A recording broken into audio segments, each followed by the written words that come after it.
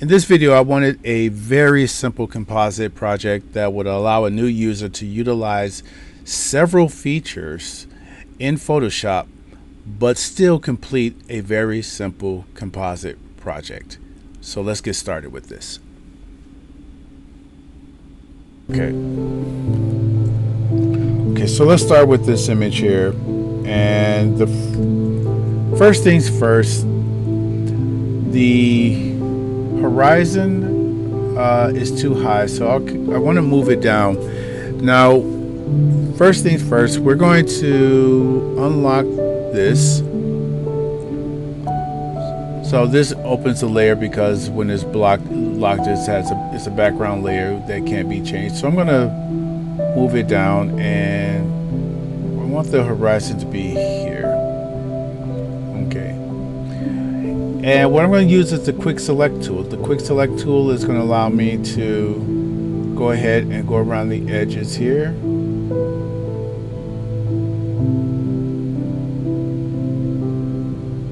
And then get all of this. All right. And you can see I have to kind of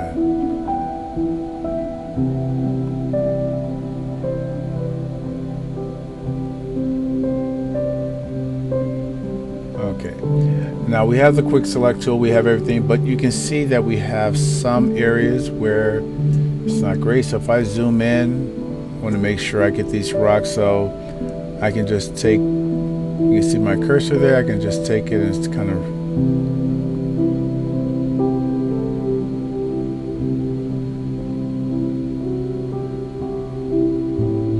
and you can see here it went up. So I'm going to hold down the Alt or Option key in the Mac. Let's go ahead and make this a little bit bigger, and I'm using the bracket keys to make the cursor larger and smaller.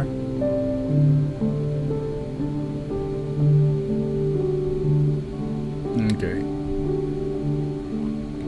Now it can get tedious, so some of the times what I will do is I will go to my lasso tool. All right, and my lasso tool, you can see here I have it on. You can new selection, add to selection, or subtract from selection. So I want to add this to my selection, so I'm just going to circle that in. That adds to the selection. Come here,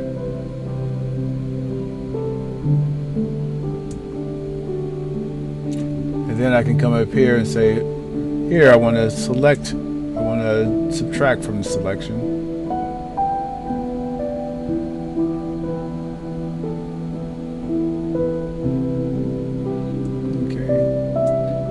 Come over here.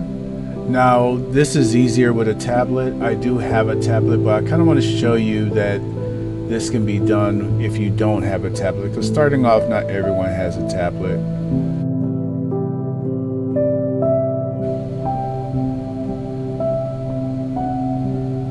It's not as easy with a mouse, but it's doable with a mouse. It just takes a little time.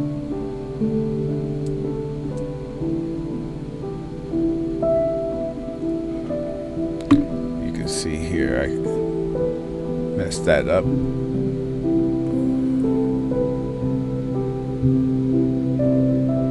Alright, so I'm going to fast forward this, and just so you guys can see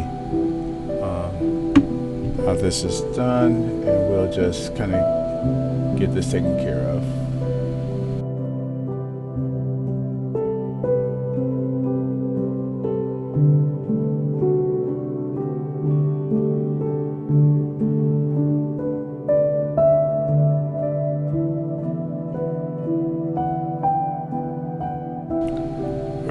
So then I just mask this, and the other thing I can do is kind of feather this just so it blends in, because you can see we had a feathering it just a little bit more. And now what I'm going to do is bring in my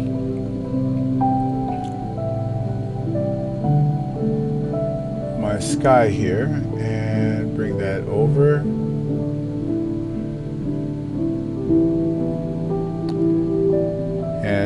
just drag this layer below and just kind of find where I want it. And we may. All right. I may go ahead and transform this, and let's kind of do a horizontal. Get that over there. So. Lightning. Okay. Now the color is different between the two, and there's some techniques we can use to do this, but what I would like to do is keep it very simple. So what I'm going to use is a color lookup table, and the color lookup table has LUTs, or what we call LUTs, that were they're templates for color. So we can do a lot of things. I have a bunch of LUTs in here but I'm just going to go with a moonlight, and you can see it has that. And the color, this is an adjustment layer, so the adjustment layer is going to impact everything below the layer. So these two layers are impacted by that adjustment layer. If I only wanted to impact, let's say I just want to impact the sky, I could take this clipping mask and I can use this icon right here and clip it to, and you can see it just clipped it to the ground, in fact, let's layer these. Let's name this to the rocks, to the sky, and we clipped it there. So that's what the clipping mask does, but I don't want to do that. I'm just gonna leave it all here, because again, I just wanted this to be a simple project. All right, now let's talk about this building here. The building that I want is this one. So again, I'm not going to use the pen tool, or I guess I can show you how easy this is with the pen tool. So let me go to the pen tool, and I'm going to start here.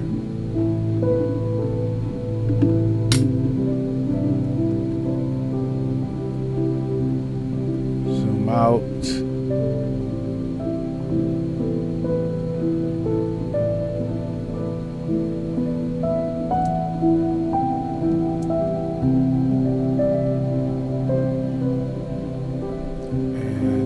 Right here, I can add it in, and then just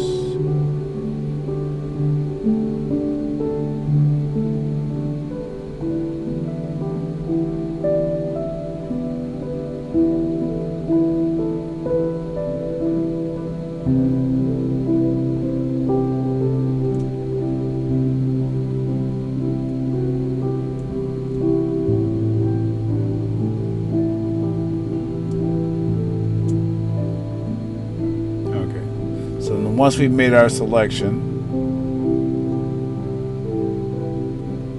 right click, and just going to bring this up, and I don't want to feather it. I don't want to feather it. I'm just going to go with 0. It'll make a selection, and then I can mask. So you can see the difference in using the pen tool and something like this, how much faster it is. So learning how to use the pen tool is essential to working in the Photoshop. Okay, so I'm going to grab that, and we're just going to drag it over. Okay. Now I need to scale it, and typically I would turn it into a smart object, but I'm not going to do that just so I can do that. In fact, let's show you how this works. So smart objects, let me create a duplicate of this. I'm going to hit Control J to create a duplicate.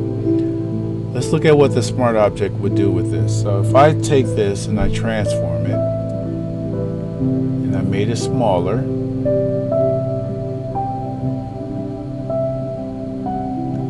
going to make it really small. All right. But it's too small, so I need to make it larger again. I'm going to transform it.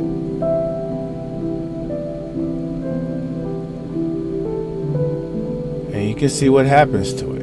It gets pixelated. Because when I made it smaller, you can see I lost some details. You can see the difference there. What happens is that when you make it smaller, you get less pixels, and then when you blow it up, well, you have the same number of pixels that you have when you made it smaller. So let's say if this was 1,000 pixels, I made it smaller to use 10. Well, when I make it larger, I'm not adding any more pixels to it. I still have the 10 pixels. So I lose a lot of details in the image. Okay. By making this a smart object, if I convert to a smart object, I can size this. I can take this and I can make it smaller.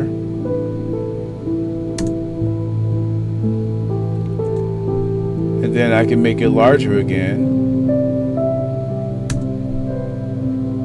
And I don't lose the details because the pixels are within the smart object. So if I double click on this image, this is the original. This is where the details are at. This is just kind of that smart object is just kind of a holder. So if you need to resize things, you want to make certain things, you want to put them in a smart object. There's a couple of limitations with smart objects, but for the most part, this is why we use them. So I don't need this anymore. All right. Now I'm going to do a Control T because what I want to do is distort. Because really what I want is a square building.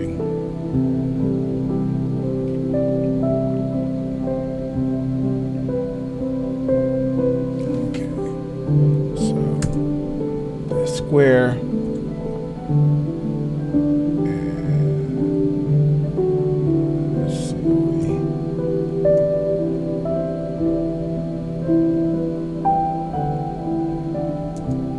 All right.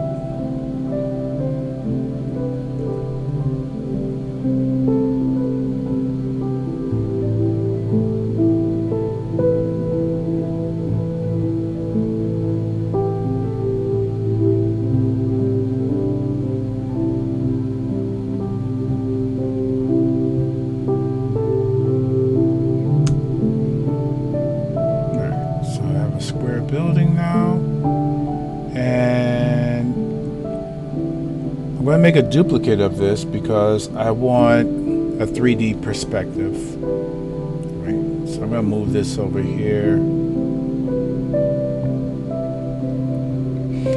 and what I'm going to use is I'm going to come over here to edit and perspective wrap. And what Prospective Wrap is going to do is going to allow me to put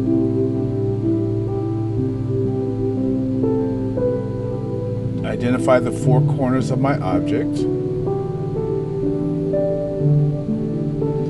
I come over here and click Wrap, and now I can move this around.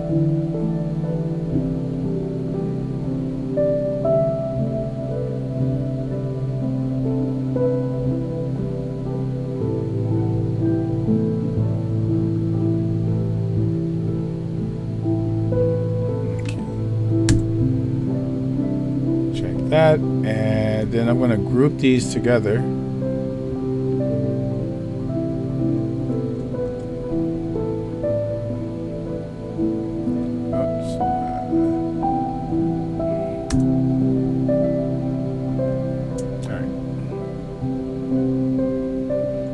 All right, here we go. And then on the group, I can add a mask to the group. Because the other thing I want to do is I don't want all of this. I really only want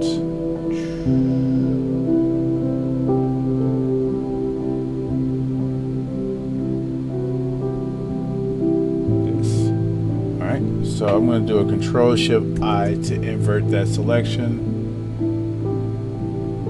Make this black, and then you can see when I created the mask, it was a white mask, which means that everything is being, you can see everything.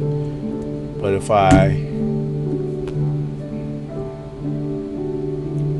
turn, delete, and I need to get my perspective back.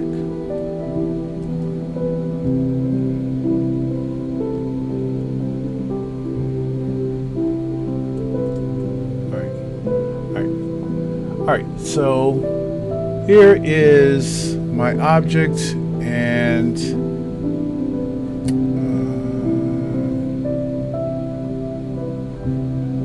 can see it still has the original object there. Alright, and I may want to kind of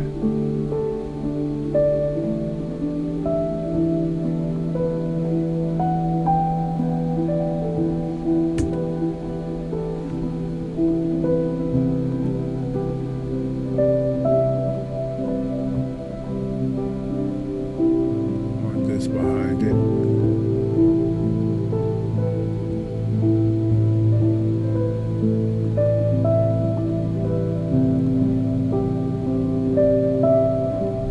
Let's take that.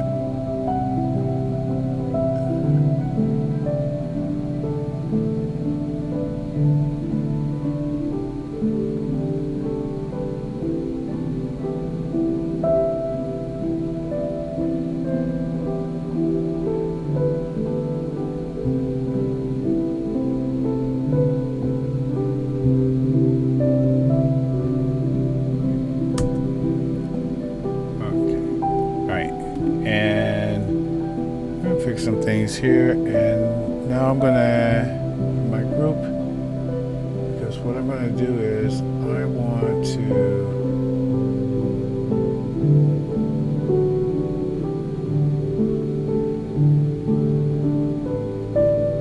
to remove the top. Okay, all right, so now I have my cube.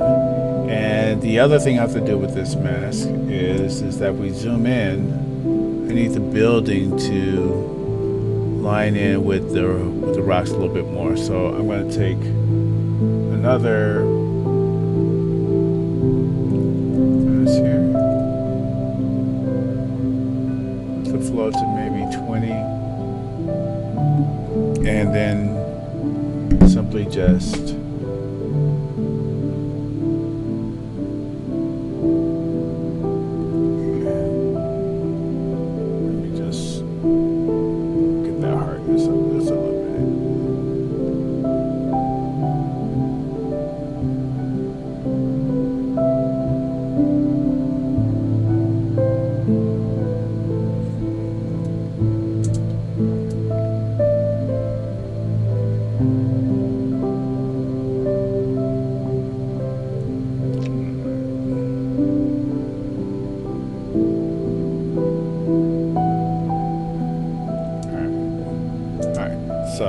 that allows the building to kind of sit in the landscape, blend in with the landscape a little bit more. All right.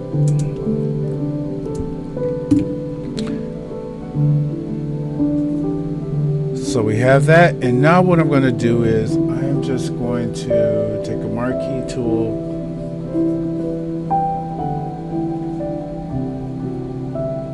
highlight that. Then I am going to use a solid color layer. I'll grab a color from there, but you can see the colors there. I want this color really bright, so I'm going to up the brightness on it. All right. The mask itself, I want to feather the mask. I don't want that hard edge on it. And I'm going to change the blend mode to, let's go linear dodge. All right. Then I'm going to go ahead, add another layer. I'm going to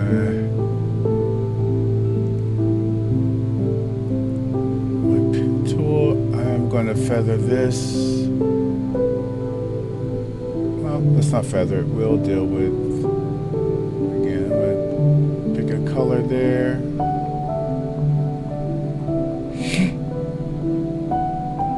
And I'm going to do Alt backspace to fill it. I'm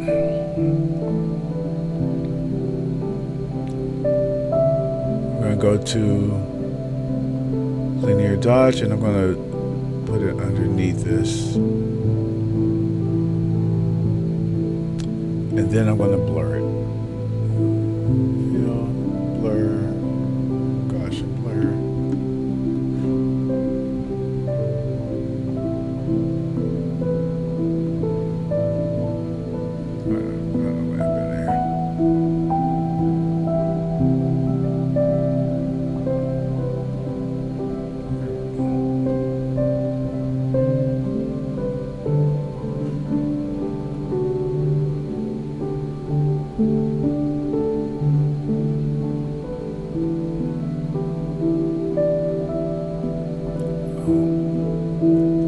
Deselect. That's what my problem is. So I need to deselect it. Now I can blur it.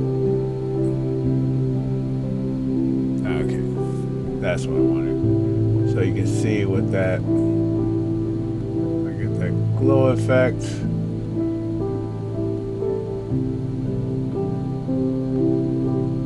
Let me move it.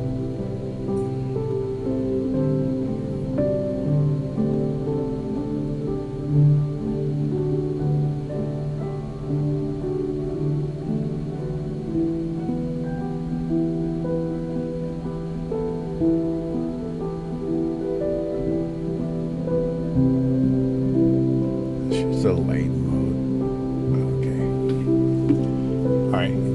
So I use lightened just so I can see some texture, and I get the glow as well. All right. So now we have that, and then the final thing that I'm going to do is I'm going to get this light onto these rocks. So I'm just going to create one more layer. Grab the brush,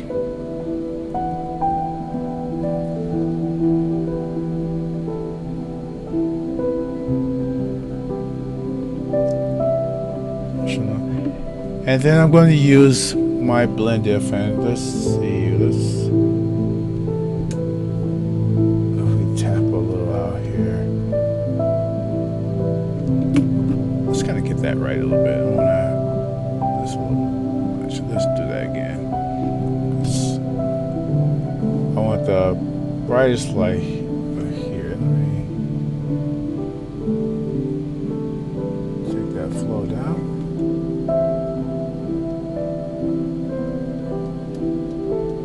And it should kind of fade. So we may add a little gradient to it, but let's see what the blend diff does for this. So I double click on it, and it brings up the blending options. And now if I use this underneath layer, this slider here tells me what do I want to protect? Where do I want the color not to exist? And I don't want the color to exist in the shadows. So if I slide it, you can see it starts to take away from the shadows all the way till it's gone. But if I hold the Alt button and split it, this allows that gradient effect to take place, so it's not so prominent.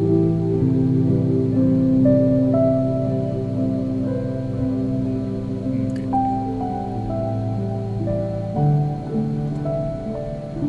All right.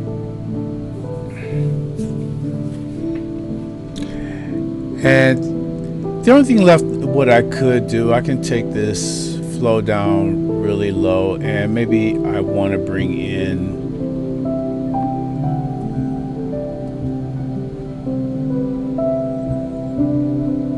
this is my sky.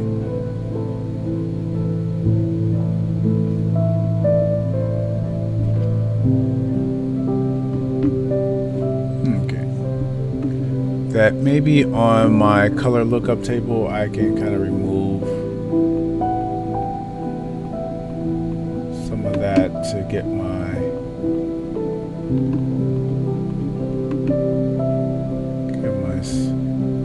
some of my lightning back. All right, so I can do that. Now a lot of people will go in and they'd say, let's go in and draw highlights here. I'm not going to do that, because what I really want to show you was just a kind of a simple project. It has a lot of things going on with it, but it is overall a simple project. We just created a simple cube. We used a couple of blend layers, a couple of we have normal, we have lighten, we have a solid color adjustment layer, we have a group, you have a color lookup table, you have a mask, and you remove the sky from here. Okay, so basically that's it. So that is the first lab, and a really easy project for you to do. So if you're a beginner with Photoshop, this is a nice little lab for you to do, so you can see a lot of different things going on. Okay, these images are from Unsplash. I will leave them in the description, so you can link to them and go ahead and work with them yourselves. All right, in the next video we will work on the ad that I had.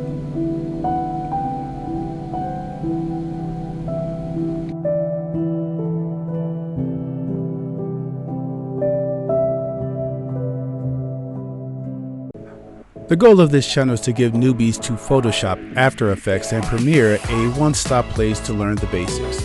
I appreciate your support in this endeavor, so please subscribe, like, and share the videos and help me grow this channel.